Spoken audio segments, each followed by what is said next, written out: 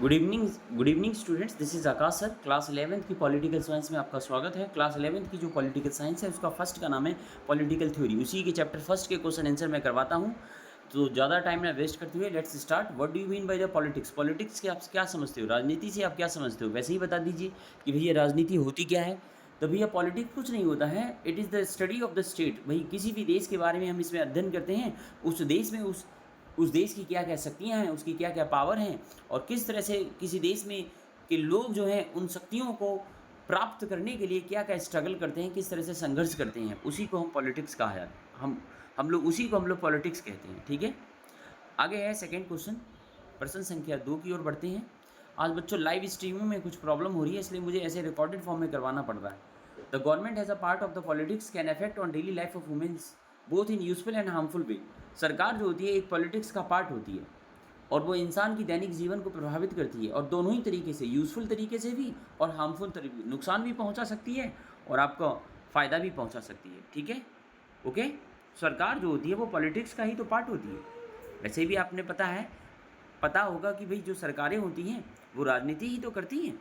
जो राजनीतिक पार्टियां जो होती हैं, अगर कोई भी पॉलिटिकल पार्टी अगर वो मेजोरिटी में आ जाए तो उसी की सरकार बन जाती है। ठीक है, तो इसको कह रहा है कौन कौन से ऐसे तरीके हैं जिसके द्वारा सरकार लोगों को नुकसान और फ़ायदा पहुंचाती है।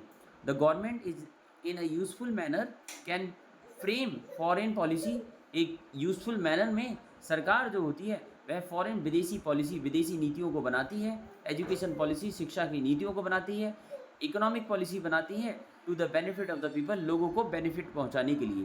द गवर्नमेंट, बिल्कुल सही है। सरकार जो होती है जो हम चुनते हैं, सपोज कर लो इंडिया में डेमोक्रेटिक गवर्नमेंट है, तो डेमोक्रेटिक गवर्नमेंट क्या होती है? और government that is elected by the people, एक ऐसी सरकार जिसको लोगों द्वारा चुना गया है या लोगों द्वारा चुनी गई सरकार, ओके, उसको हम डेमोक्रेटिक गवर्नमेंट कहते हैं। तो जो सरकार हमने चुनी है वो क्या करती है भाई? विदेशी फॉरेन पॉलिसी बनाती है, विदेशी नीति बनाती है, जिसके द्वारा फॉरेन इन्वेस्टमेंट आता है इंडिया में, है ना। कैपिटल इन्वेस्टमेंट आता है, जिसके द्वारा एम्प्लॉयमेंट जनरेट होता है, रोजगार मिलता है। तो फॉरेन पॉलिसी बनाती है। और विदेशी जो देश होते हैं, फॉरेन कंट्रीज होती है, उसे उसमें आपसी तालमेल भी स्थापित करती है। एजुकेशन पॉलिसी बनाती है कोई भी सरकार जो होती है भाई, किस तरह से एजुकेशन प्रोवाइड की जाए, किस तरह से गरीबों को निःशुल्क शिक्षा की व्यवस्था की जाए, किस तरह से जो है हायर एजुकेशन पॉलिसी बनाई जाए, उस शिक्षा के लिए क्या क्या नीतियाँ बनाई जाए, ये सब गवर्नमेंट का काम होता है। आगे है इकोनॉमिक पॉलिसी भी बनाती है। जो सरकार होती है वह आर्थिक जो नीतियाँ होती हैं वो भी बनाती है टू बेनिफिट, जिसके द्वारा जो है लोगों को बेनिफिट पहुंचाया जा सके, लाभ पहुंचाया जा सके। The government in a harmful manner, अगर सरकार अगर गलत तरीके से, नुकसानदायक तरीके से कार्य करे तो वो कैसे करती है? जो वायलेंट प्रोटेस्ट जो होते हैं in response to the various conflict which में भी hamper to the daily life of people, तो द गवर्नमेंट जो होती है in a harmful manner can lead a violent protest. जो भी वायलेंट प्रोटेस्ट होते हैं जो नुकसानदायक पहुंचाते हैं, हिंसक जो आंदोलन होते हैं जिसमें हिंसा होती है, जान और माल दोनों का नुकसान होता है, उनको क्या करती है? लीड करती है, अगुवाई करती है, आगे बढ़ाती है, जिससे क्या होता है? लोगों के बीच कन्फ्लिक्ट्स पैदा होते हैं। ओके, तो I hope you will understand the answer of this question. Let's move to the question number 3। What do we study in political theory? Political theory में हम क्या पढ़ते हैं? क्वेश्चन ये कह रहा है, तो we study certain values and principle. भाई पॉलिटिकल थ्योरी क्या होती है? चैप्टर फर्स्ट जो है पॉलिटिकल थ्योरी की जो किताब है उसमें हम क्या पढ़ते हैं? पहले भाई इसमें कुछ सिद्धांतों को पढ़ते हैं और कुछ जो मूल्य होते हैं, आदर्श होते हैं, उनको हमने पढ़ा है। एंड आइडियल्स, और जो आइडियल्स होते हैं, जो विचार होते हैं, ठीक है, यही तो पॉलिटिकल थ्योरी है। Also which inspire the people, और जो लोगों को क्या दे? इंस्पिरेशन दे, जिसको पढ़ के या जिसको समझ के लोगों को एक क्या हो, एक आकांक्षा जगे लोगों के अंदर, इंस्पिरेशन आए। एंड गाइडेड पॉलिसीज़, और कुछ ऐसी पॉलिसीज़ होती हैं, कुछ ऐसी नीतियाँ होती हैं जिसके द्वारा लोग गाइड होते हैं। लोग अपने आने वाले भविष्य के लिए या आने वाले प्रेजेंट को अच्छा करते हैं। कुछ पॉलिसीज़ होती हैं लाइक डेमोक्रेसी, फ्रीडम, इक्वलिटी, यही सब तो पढ़ते हैं भैया। लोकतंत्र पढ़ते हैं, आज़ादी पढ़ते हैं, समानता पढ़ते हैं, यही हम पॉलिटिकल थ्योरी में पढ़ते हैं। ये भैया लोकतंत्र क्या होता है, आज़ादी क्या होती है, समानता क्या होती है। Who wrote the Hind Swaraj? Hind Swaraj किताब किसने लिखी है? तो महात्मा गांधी रोड द हिंद स्वराज किताब। ठीक है, हिंद स्वराज किताब महात्मा गांधी द्वारा लिखी गई एक पुस्तक है। अगला क्वेश्चन नंबर 5 की ओर बढ़ते हैं स्टूडेंट्स। क्वेश्चन नंबर 5 क्या कह रहा है? Who argued the first equality was as crucial as freedom? किसने पहले आर्ग्यू किया, बहस किया कि भाई जितनी इम्पोर्टेंट आज़ादी है उतनी ही इम्पोर्टेंट इक्वलिटी मतलब समानता है? ये किसने जो है विचार दिया था? ठीक है, तो ये विचार दिया था सबसे पहले रोसियो ने दिया था। किसने दिया था? रोसियो ने दिया था।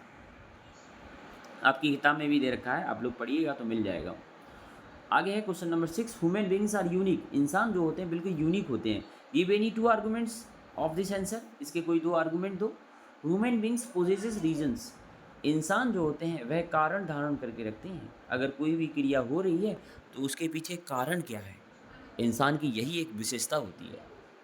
And they have ability to react upon action also. और उनमें एक खास योग्यता होती है कि कोई भी क्रिया होती है उस पर वे रिएक्ट करते हैं, अच्छी है बुरी है, उसके पीछे क्या साइंटिफिक कारण है, क्या क्या उसके इफ़ेक्ट हो सकते हैं, ये इंसान का एक मुख्य वो होता है। इसीलिए इंसान यूनिक होता है। Human beings are capable to converse and debate and discuss the issue.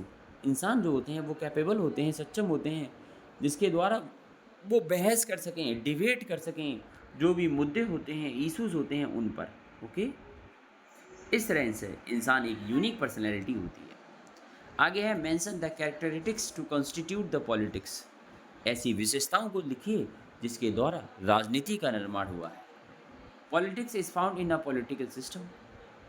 भाई जो भी राजनीतिक जो सिस्टम होता है उसमें पॉलिटिक्स पाई जाती है, ये तो नॉर्मल बात है भाई। पॉलिटिकल सिस्टम में तो पॉलिटिक्स ही पाई जाएगी। Politics is about power. भाई हम लोग कह सकते हैं politics is all about the play of power. Power play भी हम कह सकते हैं। Politics involve an activity. Politics में कुछ एक्टिविटीज़ इन्वॉल्व होती हैं। क्वेश्चन नंबर 8 की ओर मूव ऑन करते हैं। क्वेश्चन नंबर 8 की why should be study the political theory, answer this question. हमें पॉलिटिकल थ्योरी क्यों पढ़नी चाहिए?